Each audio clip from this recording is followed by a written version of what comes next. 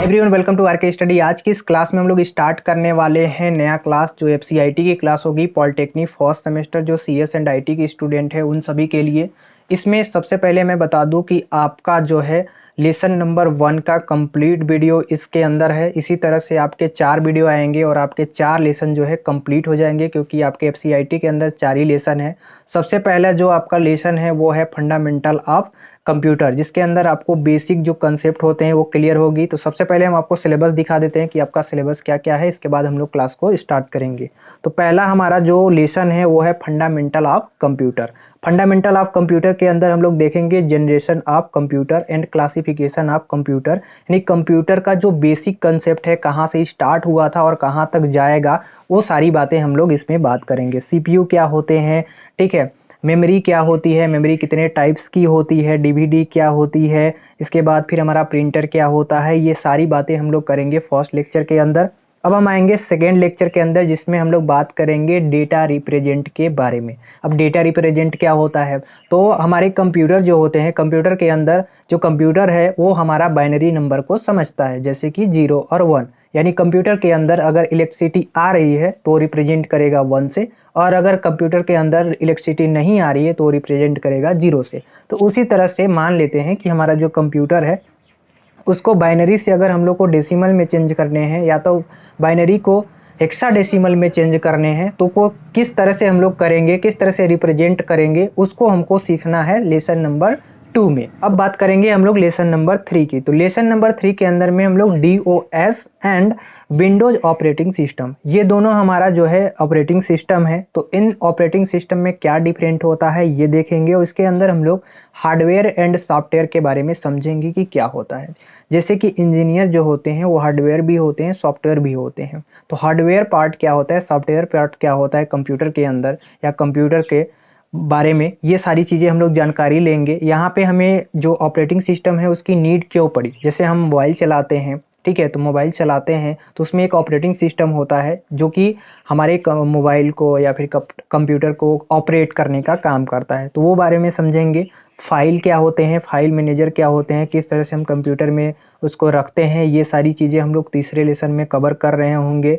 Windows के बारे में बहुत सारी चीज़ें, एप्लीकेशन सॉफ्टवेयर के बारे में काफ़ी सारी चीज़ें डिस्कस करेंगे।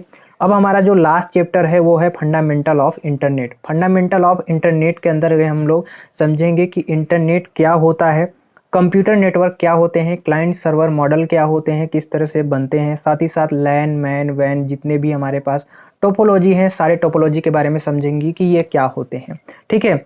इसके जो क्लाउड कंप्यूटिंग है या फिर किस तरह से हम आईटी के अंदर सर्विस प्रदान करते हैं, वो सारी बातें हम लोग बात करेंगे लास्ट चैप्टर में, और हमारा जो है ये पूरा कंप्लीट हो जाएगा। तो लेसन नंबर 4 तक ही आपका जो है लेसन है, और 4 आपकी वीडियो आएगी, जिसमें कि 1 शॉट के नाम से आएगा, जो कि आपके 1 आवर 2 आवर 3 आवर का भी हो सकता है। आई होप कि आप सभी लोग अपना सिलेबस देख लिए होंगे। अब चलते हैं हम लोग कंप्यूटर के स्क्रीन पे, और वहाँ अब हम लोग लेसन नंबर 1 को स्टार्ट करते हैं अच्छे एनर्जी के साथ। तो चलिए स्टार्ट करते हैं। हम आ चुके हैं स्क्रीन पे। Polytechnic first semester CS and IT के स्टूडेंट, एफसीआईटी का हमारा जो है 1 शॉट का ये वीडियो स्टार्ट हो रहा है, जिसमें कि आपको लेसन नंबर 1 का पूरा टोटल कंप्लीट ट्यूटोरियल मिलेगी। फंडामेंटल ऑफ कंप्यूटर का जितने भी क्वेश्चंस हैं आपके, उस सारे के सारे इसमें मिलेंगे। जितने भी आपके एग्ज़ाम में इंपॉर्टेंट है वो सारे के सारे मिलेंगे। एक बात यहाँ पे कि अगर इस लेक्चर को आप टोटल शुरू से लेकर लास्ट तक देखते हैं तो आप एग्ज़ाम में 50 to 50 टारगेट कर सकते हैं। तो चलिए आज की क्लास को स्टार्ट करते हैं। ये हमारा फर्स्ट लेक्चर है।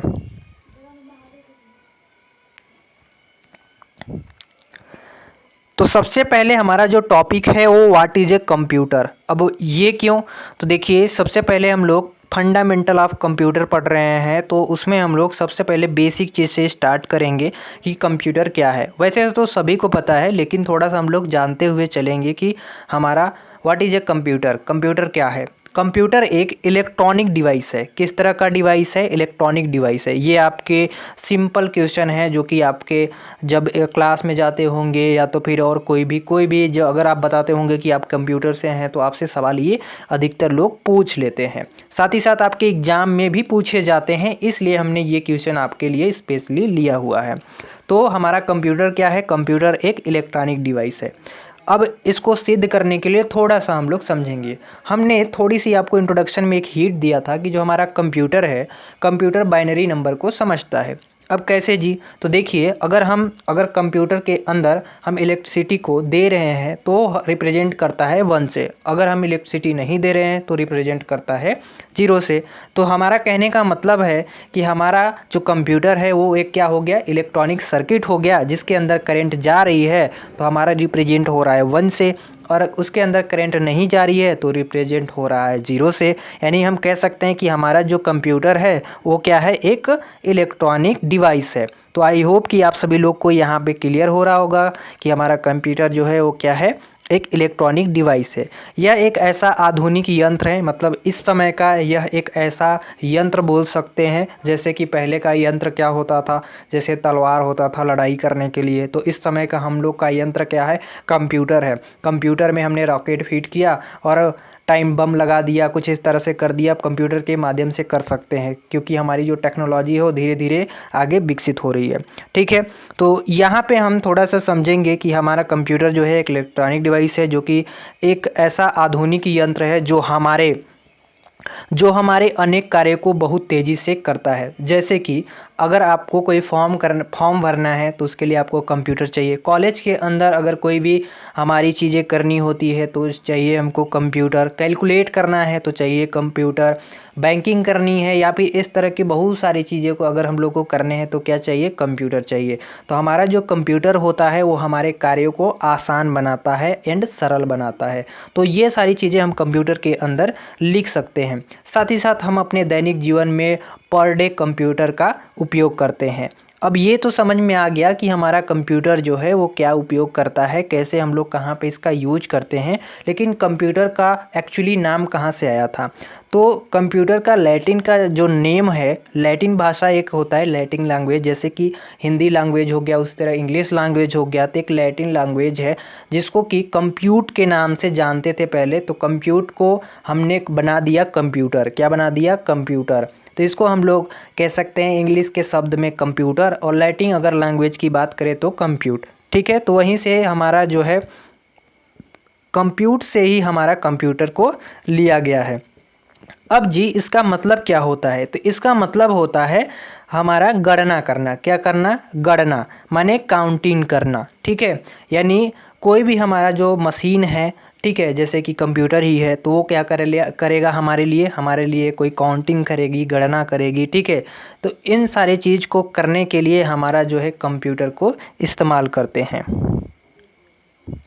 वैसे तो अभी हम लोग को कंप्यूटर के बारे में काफ़ी सारी चीज़ें जाननी है, लेकिन थोड़ा सा हम लोग थोड़ा करते हुए चलेंगे आगे।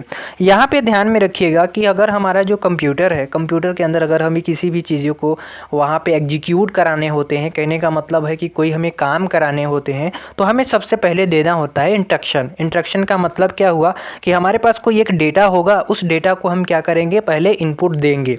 ठीक है, तो इनपुट देंगे, इसके बाद फिर हमारा बीच में एक प्रोसेस होता है। क्या होता है? प्रोसेस होता है। प्रोसेस होने के बाद हमारा एक आउटपुट मिलता है। क्या मिलता है? एक आउटपुट मिलता है। यानी कहने का मतलब है कि कंप्यूटर ऐसे नहीं काम करता। कंप्यूटर अगर एक है तो कंप्यूटर को काम करने के लिए हमें क्या क्या चीज़ें ज़रूरत होती है? तो पहला भैया हमें ज़रूरत होती है इनपुट की, यानी कोई चीज़ हम क्या करेंगे? इनपुट। इनपुट का मतलब होता है कि हम किसी भी चीज़ को क्या कर रहे हैं? कंप्यूटर के अंदर दे रहे हैं। जैसे कि मान लीजिए जो कीबोर्ड है, कीबोर्ड हमारा ये कह सकते हैं कि एक इनपुट प्रोसेस है। यानी कहने का मतलब है कि कीबोर्ड में हम कुछ टाइप किए और वो हमारे लिए कंप्यूटर पे डिस्प्ले हुआ। अब डिस्प्ले कैसे हुआ? तो कंप्यूटर के अंदर, ठीक है, या फिर कह सकते हैं कंप्यूटर के एक अलग पार्ट आता है जिसको हम लोग CPU बोलते हैं। CPU के अंदर एक प्रोसेस होता है। क्या होता है? प्रोसेस होता है। प्रोसेस के अंदर बहुत सारे ऐसे ऑपरेटर्स होते हैं जो कि उसको ऑपरेट करते हैं। इसके बाद फिर हमारा फाइनली जो है क्या आ जाता है, यहाँ पे हमारा फाइनली आउटपुट मिलता है। ठीक है, तो यहाँ पे ध्यान में रखिएगा कि अगर हमें कंप्यूटर से कोई काम कराना है तो उसके लिए सबसे पहले हमको क्या करना पड़ता है, डेटा को इंस्ट्रक्शन देना पड़ता है, यानी इनपुट देना पड़ता है। उसके हिसाब से फिर प्रोसेस होता है, फिर हमारा आउटपुट आता है। जैसे कि अगर हम थोड़ा सा सिंपल एग्जांपल से समझे कि किस तरह से काम हुआ, तो हमने जैसे कि हमारा यहाँ पे एक कंप्यूटर है। ठीक है, अब ये कंप्यूटर में हमें कुछ काम कराने हैं, तो उससे पहले कि हमारा एक और सीपीयू होगा। ठीक है, एक हमारे पास माउस होगा, एक हमारे पास कीबोर्ड हो गया। तो ये कीबोर्ड जो है वो अटैचमेंट होगा किससे, ये हमारे लैपटॉप से अटैच होगा। ठीक है, लैपटॉप किससे होगा, माउस, यहाँ पे सीपीयू जो है सीपीयू से कनेक्ट होंगे। ठीक है, तो इसमें क्या होगा, ये हमारा जो कीबोर्ड का सिस्टम है ये हमारा इनपुट वाला पार्ट हो गया। ठीक है, अब हमारा जो ये इनपुट वाला पार्ट है, यहाँ पे कुछ हमने इनपुट किया। अगर हमें डिस्प्ले पे देखना है कोई भी चीज़, अगर हमें डिस्प्ले पे देखना है, यानी हमारा यहाँ पे जो कंप्यूटर है उस पर देखना है, तो यहाँ तो हमें तुरंत आउटपुट मिल जाएगा। जैसे हमने लिखा है तो वहाँ पे हमें शो हो जाएगा है। अगर उसके अंदर फिर कंप्यूटर के अंदर प्रोसेस हुआ, अगर हमें कोई आउटपुट करना है यानी प्रिंट निकलवाना है, तो उसके लिए हमें एक प्रिंटर की ज़रूरत पड़ेगी, फिर वहाँ से हमारा आउटपुट निकलता है। ठीक है, तो कुछ इस तरह से काम होते हैं हमारे कंप्यूटर के अंदर। आगे और डिटेल से हम लोग समझेंगे, अभी इतना ही समझना है। अब हम प्रवेश करेंगे कंप्यूटर के बारे में, थोड़ा सा हमने जान लिया। अब हम प्रवेश करेंगे थोड़ा फंडामेंटल ऑफ कंप्यूटर के बारे में। यहाँ पे एक बात ध्यान में रखिएगा कि अगर कंप्यूटर के अंदर कोई भी, हम हो या आप हो, ठीक है, कोई भी एक पर्सन अगर कोई प्रोग्राम करता है, ठीक है, तो उसको हम लोग प्रोग्रामर बोलते हैं। अभी थोड़ी सी आगे जब जाएंगे एडवांस लेवल में, तब वहाँ पे आपको लैंग्वेज के बारे में जब डिटेल चीज़ बताएंगे तो आपको समझ में आएगी। तो अगर हमें कोई कंप्यूटर के अंदर कोई प्रोग्राम करता है तो उसको हम लोग बोलते हैं क्या, प्रोग्रामर। क्या बोलते हैं, प्रोग्रामर। और अगर कोई व्यक्ति कंप्यूटर को चलाता है तो उसको हम लोग बोलते हैं यूजर। क्या बोलते हैं, यूजर। जैसे कि आप मोबाइल चलाते हो तो आप मोबाइल का यूजर हो गए, लैपटॉप चलाते हो तो लैपटॉप का, कंप्यूटर चलाते हो तो कंप्यूटर का यूजर हो गए। अब एक चीज़ समझने वाली यहाँ पे बात है कि कंप्यूटर जो है, कंप्यूटर को हम लोग दो भागों में बांटते हैं। कितने भागों में, दो भागों में। पहला जो हमारा भाग बटा है वो हार्डवेयर पार्ट में आ जाता है, और जो दूसरा हमारा पार्ट आता है वो सॉफ्टवेयर पार्ट में आ जाता है। अब हार्डवेयर ये क्या होता है, सॉफ्टवेयर क्या होता है, थोड़ा सा हम लोग समझते हैं। अब हम अगर जैसे कि अगर कोई भी चीज़ अगर हम छू लेते हैं, सबसे पहले हम बात करेंगे किसके बारे में, हार्डवेयर के बारे में, कि भैया ये हार्डवेयर क्या होता है। तो अगर किसी भी वस्तु को अगर हम छू लेते हैं तो वो पार्ट हमारा क्या होता है, हार्डवेयर पार्ट होता है। लेकिन अगर किसी भी वस्तु को हम देख सकते हैं बट छू नहीं सकते, उसे हम कहते हैं सॉफ्टवेयर वाला पार्ट। तो इसी तरह से कंप्यूटर के अंदर हम कंप्यूटर के भाग को, जिन भाग को छू सकते हैं, जैसे कि हम क्या छू सकते हैं, तो कहोगे कि सर आप तो कंप्यूटर छू सकते हो, ऊपर वाला बॉडी उसके छू सकते हो, तो क्या वो हार्डवेयर है, तो जी हार्डवेयर है। फिर कहोगे कि सर कीबोर्ड जो है, कीबोर्ड जो होता है वो एक हार्डवेयर पार्ट है, ऊपर से हम लोग छू सकते हैं उसको, ठीक है, टाइप कर सकते हैं, तो क्या वो हार्डवेयर है, तो जी है, हाँ। उसी तरह से स्पीकर हो गया, माउस हो गया, सीपीयू हो गया, जितने भी हमारे पास वस्तु वहाँ पे दिख रहे हैं कंप्यूटर के आसपास जो हम छू सकते हैं, वो हमारा किस में आ गया, हार्डवेयर पार्ट में। अब आप कहोगे कि सर ये तो सब हार्डवेयर हो गया, अब सॉफ्टवेयर क्या होता है। तो सॉफ्टवेयर जी, कंप्यूटर के अंदर हमें कुछ एप्लीकेशन दिखते हैं। क्या दिखते हैं, एप्लीकेशन दिखते हैं, ठीक है, जो कि कंप्यूटर के अंदर ही परफॉर्मेंस करने होते हैं। तो वो हमारे कौन से पार्ट में आते हैं, वो हमारे आते हैं सॉफ्टवेयर वाले पार्ट में। जैसे कि अगर हमें कोई एप्लीकेशन को चलाने हैं, जैसे म्यूजिक सुनना है, तो म्यूजिक को तो छू नहीं सकते, म्यूजिक को हम कंप्यूटर के अंदर ही क्या कर सकते हैं, किसी ऐप पे चला सकते हैं। तो जो हमारा ऐप हो गया, या फिर जो कंप्यूटर के अंदर जो भी कार्य हो रहे हैं जिसको हम देख सकते हैं, छू नहीं सकते बट कार्य हमारा हो रहा है, तो वो हमारा कौन सा पार्ट होता है, सॉफ्टवेयर पार्ट होता है। तो यहाँ से तो थोड़ा सा क्लियर हो गया होगा, क्योंकि ये इम्पोर्टेंट क्वेश्चन है, आप सभी लोग लगा लेंगे। आपसे पूछा जाता है कि कंप्यूटर क्या होता है, कंप्यूटर के कितने टाइप्स होते हैं, इनमें कौन कौन से भाग में बांटे गए हैं, हार्डवेयर एंड सॉफ्टवेयर के बारे में लिखिए। तो आई होप कि आप सभी लोग समझ के लिख लेंगे। तो यहाँ जितने भी स्टूडेंट देख रहे हैं इस वीडियो को, सबसे पहले मैं बता दूं कि अगर आपको इसका पीडीएफ चाहिए तो आप टेलीग्राम से ज्वाइन हो जाइए। टेलीग्राम पे आपकी पीडीएफ मिल जाएगी, डिस्क्रिप्शन में लिंक है, नहीं तो आप आरके स्टडी के नाम से भी सर्च करेंगे, ठीक है, आरके स्टडी 2.0 के नाम से सर्च करेंगे टेलीग्राम पे जाके, तब भी आपको मिल जाएगी। तो आप आसानी से पीडीएफ लेकर और पढ़ाई भी कर सकते हैं, क्योंकि हमने पूरे डिटेल में लिखे हैं।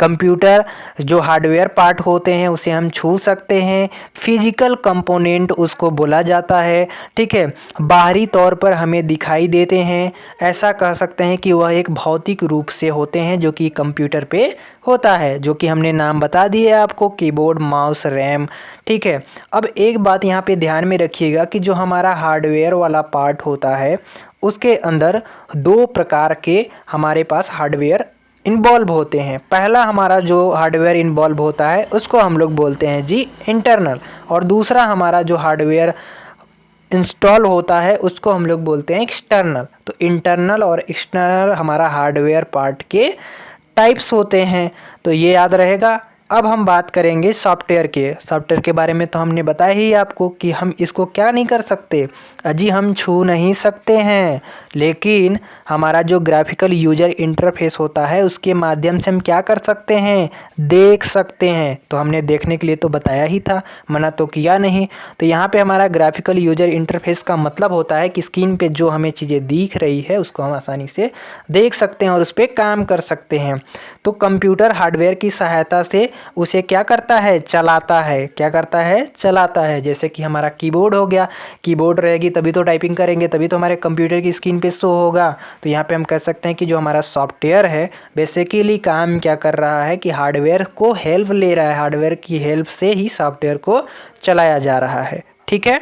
सॉफ्टवेयर जो है मशीन की भाषा में लिखी गई एक ऐसी कमांड होती है जो कि इनपुट डिवाइस के द्वारा दी जाती है। माने अगर सॉफ्टवेयर को आपको चलाने हैं, ठीक है, जो हमें दिख रहा है लेकिन छू नहीं सकते, अगर हमको सॉफ्टवेयर को चलाने हैं तो उसके लिए हमें इंस्ट्रक्शन देने पड़ेंगे, आउटपुट देने पड़ेंगे, इनपुट देने पड़ेंगे, तब फिर हमारा जो कि आउटपुट आएगा, ठीक है। तो आई होप कि आप सभी लोग समझ गए होंगे कि हार्डवेयर एंड सॉफ्टवेयर में क्या डिफरेंट होता है। एक बात जी यहाँ पे और आप सभी के लिए इम्पोर्टेंट है, वो क्या, हाउ डज कंप्यूटर वर्क। हमारा जो कंप्यूटर है वो किस तरह से वर्क करता है, इसमें कौन कौन से कंपोनेंट का यूज होता है। तो हमने तो कंपोनेंट का नाम ले लिया है, लेकिन एक बार फिर से मैं उस कंपोनेंट के बारे में फिर से आपको समझा देता हूँ, जिससे कि आपको आसानी से फिर से समझ में आ जाए। तो यहाँ पे देखिए हमारा सबसे पहला जो है वो है इनपुट। तो इनपुट को देने के लिए हम इस्तेमाल करते हैं माउस का, कीबोर्ड का। इन दोनों हमारे पास जो कंपोनेंट है इन सभी कंपोनेंट का यूज करते हैं, जिससे कि हम अपने डिवाइस के अंदर, कंप्यूटर के अंदर इनपुट दे पाते हैं, जिससे कि कंप्यूटर के अंदर एक इंस्ट्रक्शन पास होता है जिसको हम लोग कहते हैं इनपुट। अब हम लोग बात करेंगे प्रोसेस के बारे में। ये प्रोसेस के बारे में हमने तो शुरू में आपको बताया कि अगर हम कंप्यूटर के अंदर कभी भी अगर कोई इनपुट देते हैं तो बिना प्रोसेस का हमारा वर्क नहीं करेगा। तो प्रोसेस करने के लिए कौन सी हमें इंस्ट्रक्शन, कौन से कंपोनेंट की ज़रूरत पड़ेगी, कौन सी यंत्र की ज़रूरत पड़ेगी, तो हमें प्रोसेस के लिए जी CPU का ज़रूरत पड़ता है। CPU क्या होता है, तो CPU एक होता है सेंट्रल प्रोसेसिंग यूनिट। अब ये सेंट्रल प्रोसेसिंग यूनिट काम क्या करता है, तो जो भी हमने कंप्यूटर के अंदर इनपुट दिए हैं उस इनपुट को क्या करता है, वो उसके अंदर प्रोसेस करता है, एक वर्क करता है, इसके बाद आउटपुट देता है। जैसे कि आपके पापा जो है आपसे एक वर्क बोले, क्या बोले कि बेटा तुम हमारे लिए कुछ काम कर दो। अब वो काम तुम सुन लिए, यानी इनपुट ले लिए, अपने कान में इनपुट ले लिया। अब वो काम आपको किस तरह से करना है, कैसे करना है, वो आप जानो, पापा को कोई मतलब नहीं है। तो आप एक प्रोसेस के पास जाओगे और वहाँ से अपना काम कराओगे, फिर अपने पापा को क्या करोगे, आउटपुट दोगे कि हमने जो आपने कहा था वो हमने करा दिए। अब कैसे कराए उससे पापा को मतलब नहीं है। तो वो प्रोसेस जो है वो अलग पार्ट होता है जिसको हम लोग CPU बोलते हैं, यानी सेंट्रल प्रोसेसिंग यूनिट यूनिट होता है, इसके अंदर काफ़ी सारे ऐसे ऐसे चीज़ इंस्ट्रक्शन होते हैं जो कि वहाँ पे वर्क करते हैं। ठीक है, तो अभी बस हमको समझना है कि हमारा प्रोसेस एक ऐसा वर्क होता है जो कि हमारी प्रोसेसिंग की प्रक्रिया को बढ़ाता है। ठीक है, ये हमारा काम जो होता है इंटरनल होता है, हमें दिखाई नहीं देता है। एक एक्सटर्नल और इंटरनल होता है, तो ये इंटरनल काम हो रहा है तो हमें दिखाई नहीं दे रहा है, इसलिए हम एक्सप्लेन नहीं कर सकते या बता नहीं सकते कि कैसे काम किया। अब यहाँ पे हमारा आगे जो आता है वो आता है आउटपुट। अब ये आउटपुट क्या होता है, कैसे हमें आता है, तो आउटपुट देखिए बहुत सारी चीज़ों से आ सकती है। अगर हमें सॉफ्टवेयर में ही आउटपुट चाहिए, जैसे कि कंप्यूटर के हमें कंप्यूटर पे ही आउटपुट चाहिए, तो उसके लिए हमें तो कोई भी चीज़ों की ज़रूरत नहीं पड़ेगी, तो मॉनिटर की केवल ज़रूरत पड़ेगी, यानी कंप्यूटर हमारे पास हो तो हमारा आउटपुट दिख जाएगा। नहीं तो फिर हमें प्रिंटर की ज़रूरत पड़ेगी, जैसे कि आपको कोई वेबसाइट पे गए, वहाँ से अपने रिज़ल्ट को डाउनलोड किया, अब उस रिज़ल्ट को आपको निकालने हैं तो उसके लिए आपको क्या ज़रूरत पड़ती है, उसके लिए आपको ज़रूरत पड़ती है प्रिंटर की, जिससे कि आप रिज़ल्ट को देख लेते हो अपने पास, अपने पेज में, अपने हाथ में ले लेते हो, तो उसे कहते हैं आउटपुट। यानी आउटपुट में हमें क्या मिलता है, रिज़ल्ट मिलता है किसी भी चीज़ का। ठीक है, अब हमारा एक और चीज़ आता है जी, वो आता है स्टोरेज। क्या आती है, स्टोरेज। तो इसका एक महत्वपूर्ण रोल है जो हमारे कंप्यूटर के अंदर, इसी के वजह से जो है आज हमारा कंप्यूटर चल पाता है, या फिर कह सकते हैं कि हमारे मोबाइल सिस्टम या जितने भी हमें इलेक्ट्रॉनिक डिवाइस मिले हैं वो सारा चीज़ चल पाता है।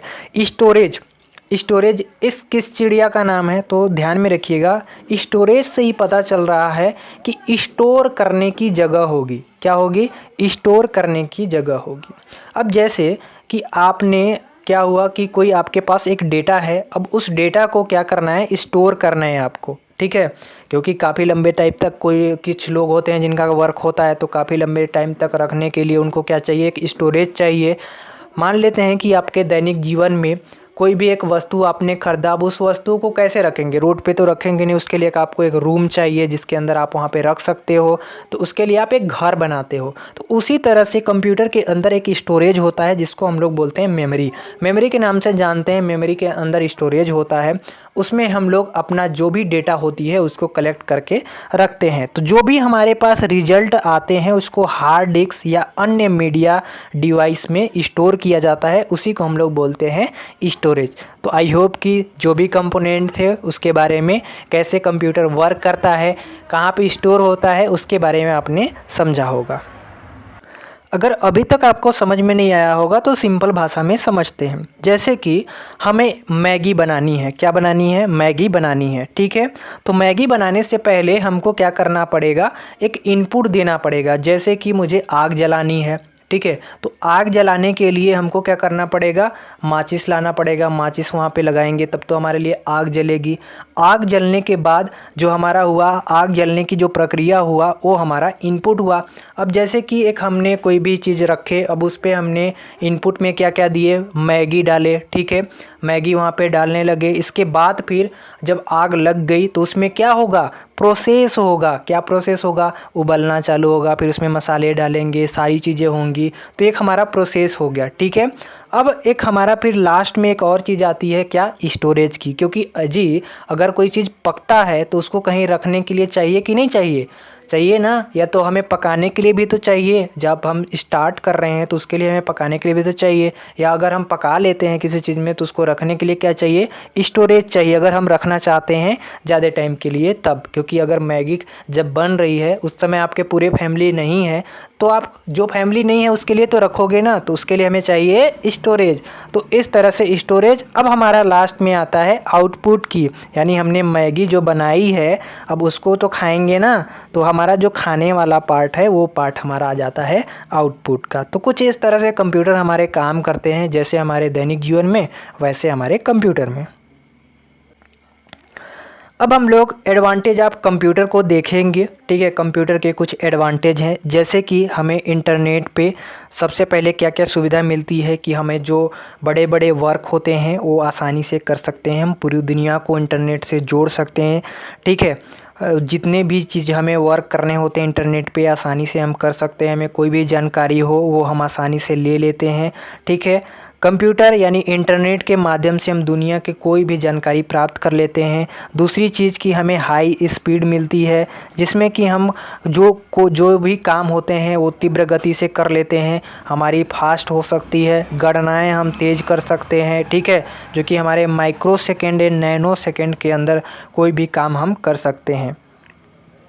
अगर कैपेसिटी की बात करें तो इसकी क्षमता भी बहुत होती है, ठीक है। एक इंसान जितना कर सकता है उससे ज़्यादा ही इसकी कैपेसिटी होती है, स्टोरेज होती है, ठीक है।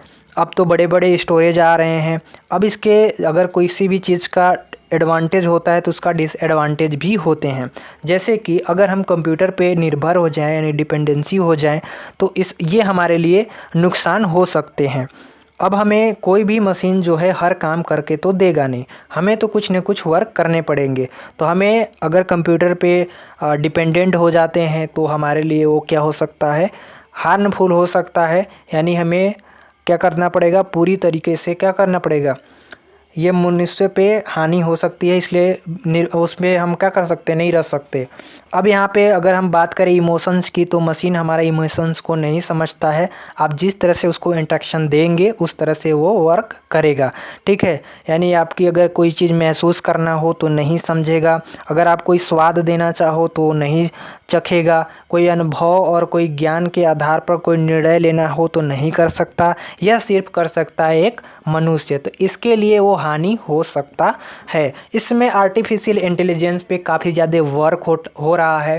तो इस पे जो कंप्यूटर इस समय के टेक्नोलॉजी से बन रही है वो काफ़ी हाई लेवल की बन रही है, जो कि महसूस और स्वाद अनुभव ये तो थोड़ा बहुत कर सकती है, ठीक है, लेकिन अपने जो निर्णय होती है वो एक्चुअली में नहीं ले सकती है। महसूस कर सकती है, स्वाद भी बता सकती है, लेकिन अगर हम बात करें कि निर्णय लेना हो तो सही और गलत का निर्णय नहीं ले सकता। एक इंसान ही इमोशंस को समझता है, इसलिए ले सकता है। तो कुछ इनकी हानियाँ हैं, ठीक है। आई होप कि आप सभी लोग समझ रहे होंगे। अब कंप्यूटर के यूज कहाँ कहाँ होते हैं ध्यान में रखिएगा कि अगर ये आपके 5 नंबर के क्वेश्चन आते हैं तो 5 नंबर के क्वेश्चन में आपको कम से कम 2-3 पेज कम से कम लिखने होते हैं। तो देखिए इसका यूज काफ़ी जहाँ हो रहा है। सबसे पहले अगर हम बात करें बिजनेस में तो व्यापार में काफ़ी ज़्यादा हो रहे हैं। फ्लिपकार्ट, अमेजॉन, मंत्रा, इस तरह से बड़ी बड़ी कंपनियाँ जो हैं वो हमें कंप्यूटर के से यूज हो रही हैं, ठीक है। इस बदलती जो दुनिया है इसमें मार्केटिंग का बहुत बड़ा स्टॉक है, ट्रेंडिंग है, ठीक है। बैंकिंग में हम लोग यूज करते हैं, जैसे कि अगर हमारे पैसे को सेव करने हैं तो उसके लिए हम कंप्यूटर का इस्तेमाल करते हैं। अब कंप्यूटर के बिना जो है बैंक चलाना आसान नहीं है, क्योंकि काफ़ी सारे लोग मात्रा में हैं। तो उसके लिए हमें क्या चीज़ चाहिए, ऑनलाइन चीज़ें सुविधा चाहिए। हमारे मोबाइल में हर चीज़ हो जा रहा है, हम अपने घर से बैंक चेक कर सकते हैं। तो ये सब संभव कैसे है, ये सारी चीज़ें संभव जो है वो कंप्यूटर के माध्यम से ही है। तो एक बार अगर किसी भी स्टूडेंट को स्क्रीनशॉट लेने हैं कि हमारे कंप्यूटर के अंदर मेन काम या मेन पर्सन या पार्ट्स क्या क्या होते हैं, तो ये हमारे 5 है जो कि काम करते हैं, ठीक है। मॉनिटर हो गया, यानी हमारे पास एक लैपटॉप कंप्यूटर होने चाहिए, फिर हमारे पास एक कीबोर्ड होने चाहिए, माउस होने चाहिए, CPU होने चाहिए, प्रिंटर होने चाहिए। हमारा काम जो है वो हो जाएगा, ठीक है। इनपुट से लेकर हमारे आउटपुट तक काम हो सकता है। अब एक और इम्पोर्टेंट आपका क्वेश्चन है जो कि वेरी इंपॉर्टेंट क्वेश्चन, इसको ले सकते हैं, ठीक है। इसको आप लोग वेरी इंपॉर्टेंट लगा लेंगे जिनको भी लगाने हैं। तो हमने थोड़ा सा इसमें मोमोज डाले हैं, इमोज डाले हैं, जिससे कि आपको थोड़ा देखने में फन लगे और आप यहाँ से अच्छे से समझ पाएँ कि जब हम लोग का विकास हुआ, यानी जब मनुष्य का विकास हुआ तो कुछ इस तरह से हुआ था, ठीक है। धीरे धीरे करके हम लोग कुछ इस तरह से मनुष्य बने थे और हमने कुछ विकास किया था। उसी तरह से हमारा जो कंप्यूटर है, कंप्यूटर के इतिहास बताने का ये कोई तरीका हमने अपनाए हैं। तो आई होप कि आप सभी लोग को इससे कुछ सीखने को मिलेगा। तो उसी तरह से हमारा जो कंप्यूटर की पीढ़ी है धीरे धीरे मॉडलिंग होती गई और आज हमारे पास एकदम हल्का से हल्का यानी 1 kg का 2 kg का लैपटॉप हमारे हाथ में चल रहे हैं, ठीक है। तो ये कैसे संभव हो पाया, कैसे कैसे हमारी पीढ़ियाँ बढ़ती गई। अभी हमारे कंप्यूटर की अगर बात करें तो 11th एंड 12th जनरेशन आ चुकी है। अभी आपको 5-6 तक हम बताएंगे, आगे की जो है आप अपने से खुद लिख सकते हैं। बट अब मल्टी प्रोसेसिंग आ चुकी है यहाँ पे काम करने के लिए। तो उसी तरह से हमारी जो मनुष्य थे पहले वो किस तरह से थे, किस तरह से विकास हो गए, उसी तरह से हमारा कंप्यूटर का भी विकास हुआ। इसलिए हमने यहाँ पे थोड़ा सा इमोजी टाइप का लगा दिए हैं। तो हिस्ट्री में हम लोग थोड़ा सा पढ़ेंगे कि अगर कंप्यूटर की बात करें तो पहले क्या होता था कि पहले के समय में मनुष्य द्वारा जो गणना की जाती थी उससे करना मतलब आसान काम नहीं था। ज़्यादा बड़ी गणना करने के लिए अधिक समय लगता था और इतनी शुद्धता भी हमें नहीं मिल पाती थी। फिर इस समस्या को हल करने के लिए मनुष्यों ने गणना करने योग्य एक मशीन का निर्माण किया जिसको हम लोग आज कंप्यूटर के नाम से जानते हैं। ठीक है, तो ये कुछ इनकी हिस्ट्री रही है। तो आगे हम बात करेंगे जनरेशन ऑफ कंप्यूटर की। ठीक है, क्योंकि ये आपके बहुत ही इम्पोर्टेंट जो है टॉपिक है। इसके अंदर आपको 2-3 टाइप से क्वेश्चन पूछे जाएंगे, तो आप लोग बिल्कुल जो है इसको मिस मत कीजिएगा। पहला तो ये क्वेश्चन हो गया कि जनरेशन ऑफ कंप्यूटर, यानी कंप्यूटर के कौन कौन से जनरेशन है। दूसरा आपका क्वेश्चन जो इससे बनता है वो बनता है क्लासिफिकेशन ऑफ कंप्यूटर। तो दोनों में आंसर आपको सेम लिखना है, जनरेशन पूछे या क्लासिफिकेशन लिखे बोले। ठीक है, दोनों में से कोई भी क्वेश्चन पूछा जा सकता है। तो यहाँ पे हमने आपके लिए जनरेशन की अगर बात करें तो ज़्यादातर आपके अगर देखे जाए तो आपके बुक के अंदर में केवल 5th जनरेशन तक की बात की गई है, लेकिन हमने 6th जनरेशन तक लिया है। लेकिन हम आपको अभी तक की जो जनरेशन है उसके बारे में नॉलेज दे देंगे। स्टार्ट करते हैं अपनी जनरेशन की। तो सबसे पहले हम लोग फर्स्ट जनरेशन की जो कंप्यूटर थी उसके बारे में बात करेंगे। अगर इसकी हम लोग अवधि की बात करें, यानी इसकी जो सन है उसकी अगर हम लोग बात करें तो 1937 से लेकर 1953 के बीच में ये हमारा विकसित किया गया था फर्स्ट जनरेशन को, जो कि 2 महान जो साइंटिस्ट थे उसके द्वारा दुनिया का पहला जो सबसे बड़ा हमारा electronic numerical integrator and computer जो बना था या निर्माण किया गया था। फुल इलेक्ट्रॉनिक यानी कह सकते हैं फुल इलेक्ट्रॉनिक डिजिटल कंप्यूटर था, जो कि फर्स्ट जनरेशन के अंदर में विकसित किया गया था। तो यहाँ से शुरुआत हुई थी हमारी जनरेशन ऑफ कंप्यूटर की। ठीक है, जो कि फुल इलेक्ट्रॉनिक डिजिटल कंप्यूटर बना था। और अगर हम बात करें पीढ़ियों की कंप्यूटर की, तो इसके अंदर मेमोरी जो थी वैक्यूम ट्यूब का इस्तेमाल करके इसको बनाया गया था। एंड वैक्यूम ट्यूब के कारण जो है कंप्यूटर के आकार में बहुत बड़े सीमित मेमोरी वाले जो है और अधिक बिजली खर्च करने वाले कंप्यूटर का निर्माण हुआ था। तो इसमें मेमोरी की स्पेस जो है वो लिमिटेड थी। ठीक है, और काफ़ी बड़े थे। इसमें वैक्यूम ट्यूब का यूज किया गया था फर्स्ट जनरेशन में। तो इतना सभी लोग याद रखेंगे, इससे ज़्यादा आपको लिखने की ज़रूरत नहीं है। तो फिगर में आपको कुछ इस तरह से दिख रहा होगा कि ये वैक्यूम ट्यूब जो है कुछ इस तरह से इतनी बड़ी जो है कंप्यूटर थी, जो कि फर्स्ट जनरेशन में बनी थी। ठीक है, फिर धीरे धीरे इसको सुधार किया गया। इसमें कुछ विशेषताएं हैं, जैसे कि इसके अगर हम फर्स्ट जनरेशन की बात करें तो इसमें वैक्यूम ट्यूब का जो है यूज किया गया था। ठीक है, मशीनी भाषा का प्रयोग किया गया था। ये काफ़ी कॉस्ट था, मतलब ये काफ़ी महंगा था। आकार में बहुत बड़ा था। ये कुछ इनकी विशेषताएं थी। ठीक है, इसमें एसी की आवश्यकता होती थी, नहीं तो ये गर्म हो जाता था। अब हम बात करेंगे सेकेंड जनरेशन की। तो सेकेंड जनरेशन जो हमारा है वो 1954 से लेकर 1962 तक हमें मानी जाती है, जिसमें कि वैक्यूम ट्यूब को रिप्लेस करके ट्रांजिस्टर का प्रयोग किया गया था। यानी वैक्यूम ट्यूब को वहाँ पे हटाकर ट्रांजिस्टर का प्रयोग किया गया सेकेंड जनरेशन के अंदर में। अगर हम बात करें ट्रांजिस्टर का, तो इसका विकास जो है विलियम ने किए थे 1947 में। ठीक है, ये थोड़ा सा डेट याद रखेंगे तो आप अच्छे से क्वेश्चन को लिख सकते हैं। तो पहले जो हमारा वैक्यूम ट्यूब का यूज करके जो कंप्यूटर प्रथम जनरेशन में बना था, उसके बाद जो सेकेंड जनरेशन में बना उससे थोड़ा सा जो है काफ़ी हद तक बेहतरीन बना, जो कि काफ़ी हल्का बना। इसकी कुछ विशेषताएं थी, जैसे कि इसमें हम लोग वैक्यूम ट्यूब का यूज न करके ट्रांजिस्टर का यूज किए। ठीक है, और पहली पीढ़ी की तुलना में काफ़ी ज़्यादा विश्वसनीय बोल सकते हैं हुआ। ठीक है, असेंबली और हाई लेवल लैंग्वेज जैसे फॉरेन कोवल का उपयोग किया गया। अब ये हाई लेवल लैंग्वेज क्या होते हैं, जब आपको लैंग्वेज वगैरह पढ़ाएंगे तो आपको वहाँ पे बता देंगे। ठीक है, और जो पहले की आकार थी उसकी तुलना में काफ़ी छोटा हुआ। इसमें गर्मी कम उत्पन्न होने लगी और उनका कुछ नाम इस तरह से आने लगा, IBM 1620, IBM 7094, CDC, कुछ इस तरह से यहाँ पे नाम आपको दिख रहे हैं। कुछ इस तरह से छोटा छोटा नाम और अच्छे आने लगे। अब थर्ड जनरेशन की बात करेंगे तो थर्ड जनरेशन के अंदर अगर हम लोग बात करें तो इसकी अवधि जो है, टाइम पीरियड जो है वो 1963 से लेकर 1972 तक को मानी गई है, जिसमें कि ट्रांजिस्टर को रिप्लेस करके इसमें हम लोग क्या किए, हम लोग इंटीग्रेटेड सर्किट का इस्तेमाल किए, माने आईसी का इस्तेमाल किए। ठीक है, जो हमारा वैक्यूम ट्यूब था उसको रिप्लेस किया, ट्रांजिस्टर का प्रयोग किया, ट्रांजिस्टर को रिप्लेस किया, आईसी यानी इंटीग्रेटेड सर्किट का इस्तेमाल किया। ठीक है, तो ये थर्ड हमारे जनरेशन में यूज हुआ, जिसमें कि इसमें हमको सिलिकॉन का जो है चिप लगाए। ठीक है, इसके कारण हमारा जो कंप्यूटर की गति है उसमें वृद्धि हुई, दक्षता की का भी वृद्धि हुई।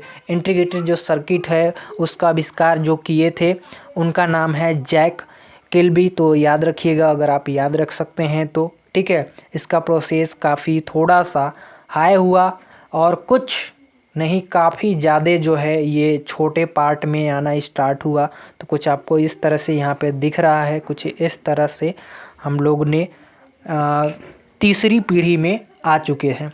अब हम बात करेंगे तीसरी पीढ़ी की जो है कुछ विशेषताएं के बारे में। तो इसमें हमने जो यूज किया है वो इंटीग्रेटेड सर्किट का उपयोग करने लगे हम लोग। पहली और दूसरी की पीढ़ी में जो विश्वसनीय था वो काफ़ी ज़्यादा बढ़ गया, आकार में काफ़ी ज़्यादा छोटा हो गया, रख रखाव में आसानी से होने लगा, अन्य पीढ़ी की तुलना में कम ऊर्जा खपत होने लगी। ठीक है, इसमें भी एसी की आवश्यकता होती थी। ठीक है, माउस और कीबोर्ड का भी प्रयोग किया गया, क्योंकि पहले माउस और कीबोर्ड का प्रयोग नहीं करते थे। अब ये माउस जो है और कीबोर्ड हमने बताया कि इनपुट के लिए यूज करते हैं। हाई लेवल लैंग्वेज जैसे फोरन हो गए, ठीक है, आईबी हो गए, कोवल हो गए, पास्कल हो गए, बेसिक हो गए, ये सारे उपयोग किए गए। तो ये कुछ लैंग्वेज का भी यूज किया गया।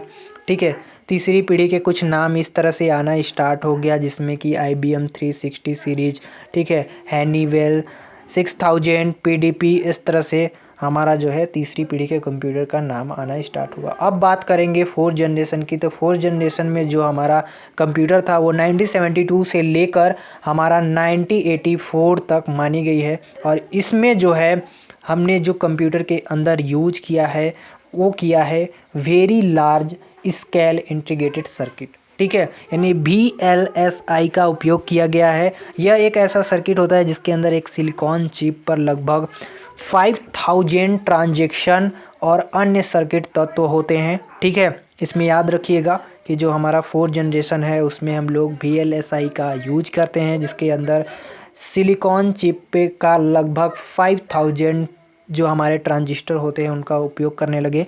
एंड अन्य सर्किट तत्व जैसे कि माइक्रो प्रोसेस होता है उन सभी का यूज इसमें किया गया है। अगर हम बात करें पहला माइक्रो प्रोसेस का यहाँ पे जो इस्तेमाल किया गया था कंप्यूटर के अंदर, अगर हम यहाँ पहला माइक्रो प्रोसेस की बात करें तो ये 1971 में आईटेल द्वारा पहली बार पेश किया गया था। अभी आप लोग समझ रहे होंगे कि माइक्रो प्रोसेसर क्या है, ये आईटेल क्या है। तो आईटेल के बारे में अभी आपको थोड़ा सा आगे बताने वाले हैं। अभी कंप्यूटर के अंदर आईटेल कोर आता है, आईटेल कोर 3, आईटेल कोर 5, 6 ऐसे करके आती है। ठीक है, जो कि जितने भी आप आईटेल की अधिक मात्रा में 3, 5, 7 लेंगे वो ज़्यादा हमारे लिए अच्छा होता है। ठीक है, तो कुछ इस तरह से हमारा पहला माइक्रो प्रोसेसर 1971 में तैयार हुआ था और उससे बेहतरीन जो है हमारा कंप्यूटर काफ़ी ज़्यादा हल्का हुआ फोर्थ जनरेशन में और काफ़ी अच्छे डिज़ाइन में आना स्टार्ट हो गए, जिसमें कि very large scale integrated circuit का यूज किया गया है। साथ ही साथ कम खर्च और इसकी अवधि काफ़ी ज़्यादा हो गई, आकार में छोटा और कम वजनीय हो गए, विद्युत का भी बहुत कम प्रयोग किया गया, एसी ज़रूरत नहीं होती है, रख रखाव सरल होने लगा। एसी की ज़रूरत तब पड़ती थी जब हमारा जो है कंप्यूटर गर्म हो जाता था, ऑपरेट करना आसान हो गया। इसके अंदर अब हमारी थोड़ी सी विकास हुई है, जिसमें हाई लेवल लैंग्वेज जैसे C++, इन सारे चीज़ों का यूज किया गया। अब भैया ये C और C++ क्या होता है, तो आप लोग सेकेंड सेमेस्टर में पढ़ोगे। ये एक ऐसी लैंग्वेज होती है जिससे हम लोग प्रोग्राम को बिल्ड करते हैं।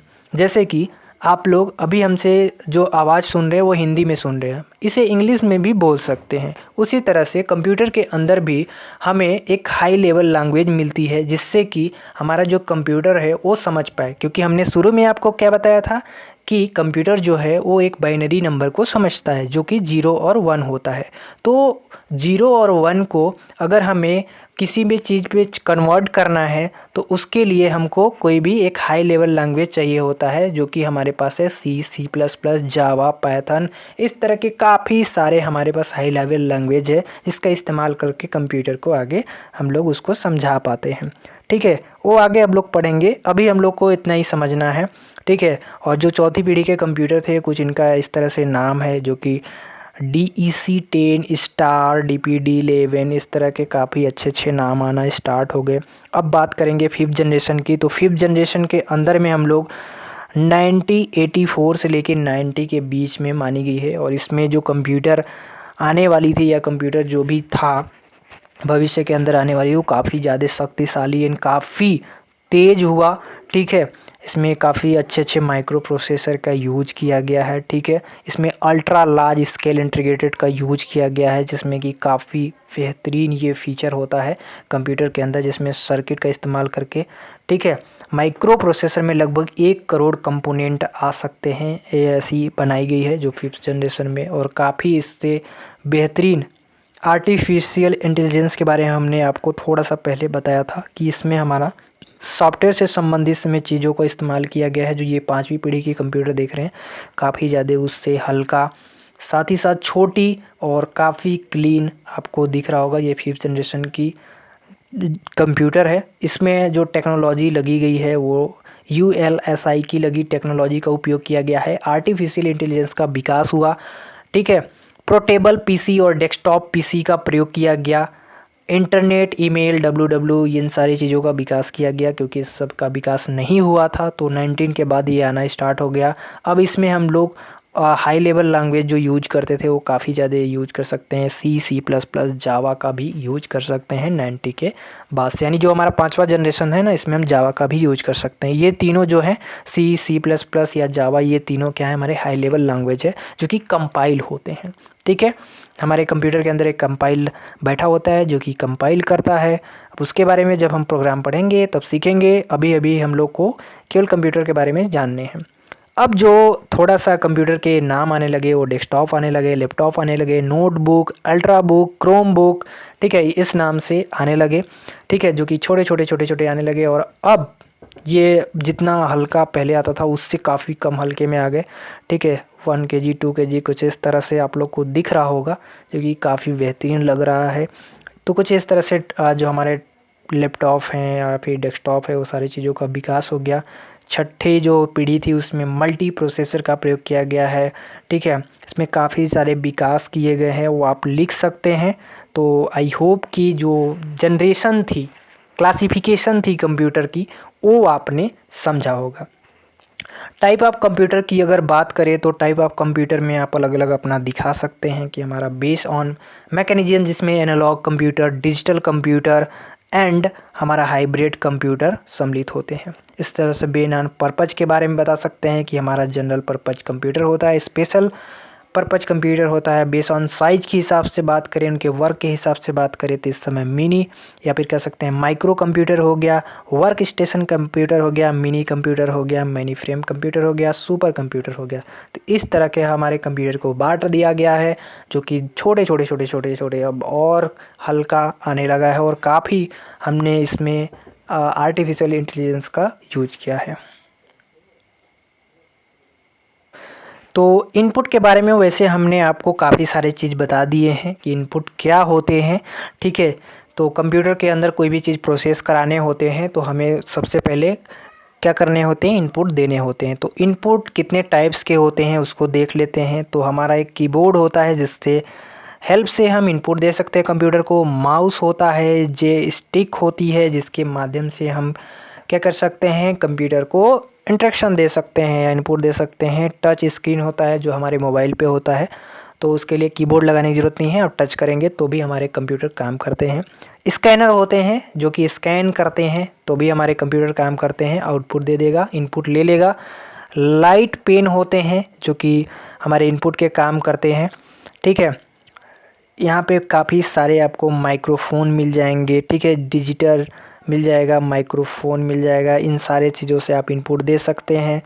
ठीक, मैग्नेटिक करेक्टर यहाँ पे कुछ है इस करके। तो काफ़ी सारे यहाँ पे आपको 11 टाइप्स